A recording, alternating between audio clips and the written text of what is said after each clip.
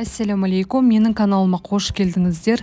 Бүгін сіздерге осындай өте дәмді әрі оп-оңай дайындалатын пирожкидің жасалу жолымен бөлісетін боламын. Видеоны соңына дейін қараңыздар.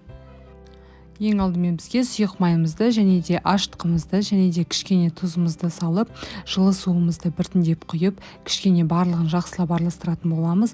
Одан кейін біртіндеп ұнымызды салып, қамырымызды илеуге кірісеміз. Қамырымызды, яғни өте қатты қылмаймыз, жұп-жұмсақ қылып, яғни қолға жабыспайтындай етіп, илеуіміз қажет болады. Қолымызға жабыспайтындай илегеннен кейін осылай бетін жауып, жарты сағат көлемінде көтерілгенше күтетін боламыз. Келесі бізге жуып тазаланған көк сарымсағымыз қажет болады. Оны осылай ұсақтап, жақсылап турап аламыз. Және де бізге осылай сарысы толықтай піспеген жұмыртқамызды төрт бұрыштап осылай жақсылап турап аламыз. Дәміне қарай тұз, қара бұрышымызды салып, барлығын жақсылап араластырамыз. Қамырымыз жақсылап көтерілгеннен кейін осылай ұсақ бөліктерге бөліп алатын боламыз. Әр бөліктерімізді домалақтап, жайып, салмасын салып, пирожкимізді жақсылап жасап шығатын боламыз. Бөлме температурасына жарты сағатқа көтерілгенше қоямыз.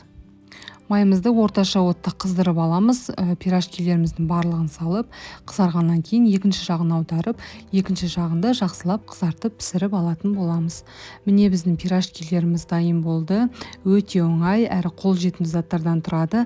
Міндетті түрде балаларыңызға дайындап көріңіздер.